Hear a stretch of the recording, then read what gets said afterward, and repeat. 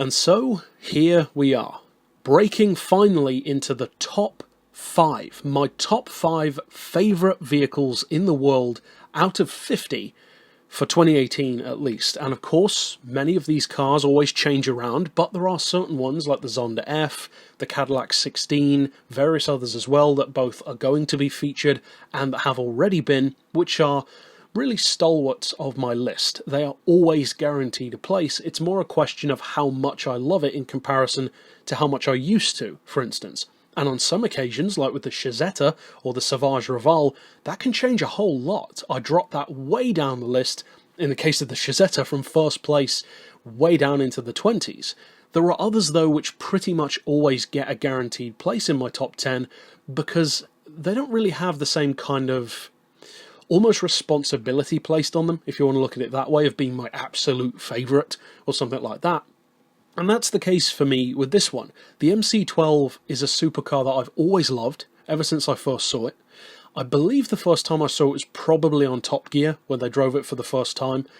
And it's a supercar that I think, in a similar way to the Zonda F, is in effect perfect. I don't think you could really improve the Maserati MC12, certainly not visually. I know there are some companies who've tried to modify it. EDO Competition, for instance, I believe they did one in like black and gold or something like that. To me, that looks ridiculous. I know some people like it in solid black or solid blue.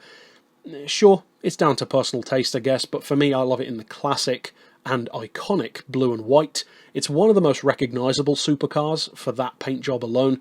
And of course, for any who know anything about the MC12, it shares very clear and direct DNA and underpinnings with the Enzo. Now, funnily enough, the Enzo is not on my list. It never has been, and it never will be. It's just not one of my favourite cars. I don't really care for the Ferrari Enzo at all, particularly. It's a car that's great. I understand why people love it. I know some people have it as their favourite car. For me, that's never been the case.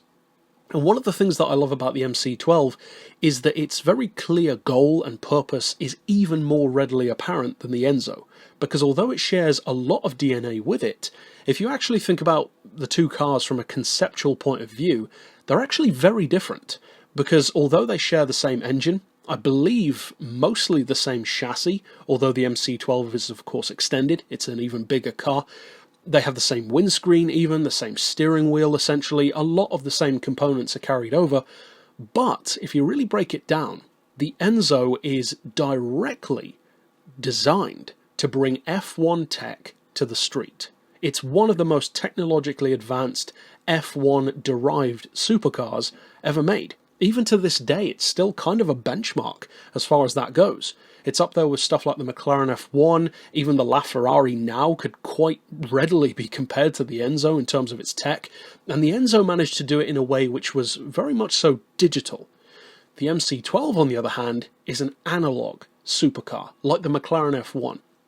The McLaren F1 is a mechanical machine. It doesn't use complex computers and active aero. It has some of those components. It, of course, has the active wing, but it's not about that. It's about the core concept of the car being so good that you don't really need to do that much else to it. That's kind of what the MC12 does. It has much more focus on aero control in terms of fixed bodywork than the Enzo does. The Enzo, of course, has the movable rear wing. The MC12 doesn't. It has this huge CLK GTR style fixed rear wing, and it's very clearly going to be similar to a CLK GTR because, and this is where the difference comes in, with the Enzo bringing F1 tech to the street, the MC12, on the other hand, is bringing GT1 tech to the street, and that is the biggest single difference between the two cars. They share a lot in common, but they're also very different. That's one of the reasons, even though for a long time I didn't, to be honest, realise it, that I, of course, prefer the MC12, because I love GT1 cars, I love Le Mans cars far more than F1. I have very little interest in F1, just certain vehicles that I do like, whereas with the Le Mans, I love the whole thing. I love prototypes in the modern times, LMP1s, LMP2s, the GT1s, and of course Group C. And if you actually break down most supercars, even though many people don't realise it, almost all supercars share their root DNA with a particular form of racing. I mean, if you think about it, the Carrera GT was a repurposed Le Mans project. The SLR uses F1 tech. The Enzo uses F1 tech. The MC12, GT1 inspired. The Celine S7, Group C Longtail inspired. There are so many supercars, and you can go down the list. The Ascari A10, the Mosler MT900, a variety of others. They are very distinctly based on specific philosophies and classes and disciplines of racing. And the MC12 to me does it, I would say, better than a lot of other supercars. Because a few years back, Evo magazine took, I think it was 5 supercars around the Nordschleife, a Koenigsegg CCX, an MC12, an Enzo, a Zonda F, and I can't recall what the 5th one was. I'm not sure if I already said Carrera GT, but that was one of them as well.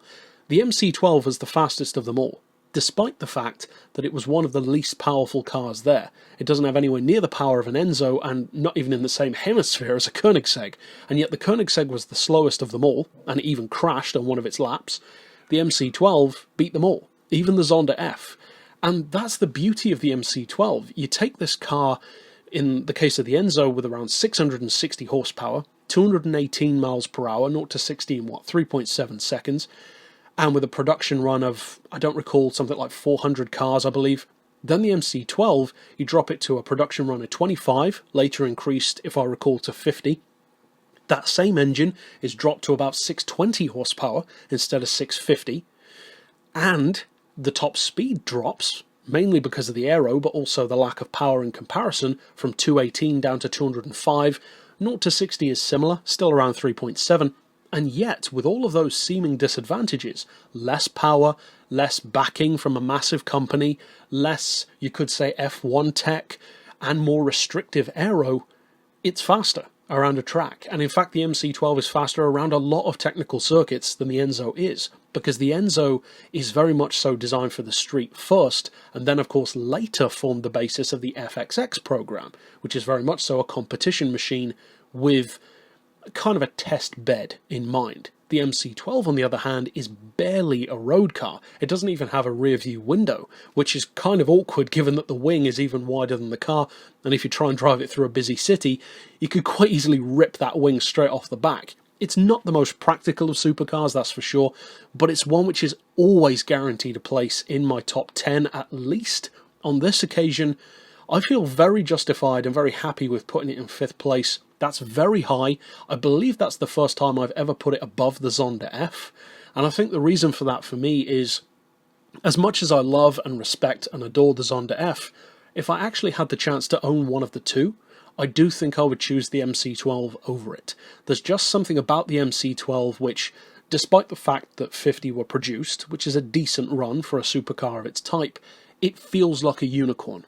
And to some degree all supercars do, but there are some that go above and beyond. Stuff like the A10, the Gumper Apollo, the Lister Storm, a Mosler, and to me an MC12 I would also put in that category. You just don't see them, and when you do, it's such a special occasion. So to me, I adore the MC12. I would definitely put it up there with the Zonda as being a truly perfect supercar. It raced, it's great on the street, it's exclusive, they cost a bomb used, which of course makes it a great investment. It's a great supercar, and it's one that I'm always over the moon to see in any racing game that features it, which unfortunately isn't all that many. You've got Forza, Project Gotham, Test Drive Unlimited, and maybe a couple of others, but not as many games as you'd hope feature it, especially in comparison to the Enzo. But that's it for this pick. Of course, if you want to see all of the other episodes in this series, you can click through and see those at the end. But for now, as always, thanks for watching.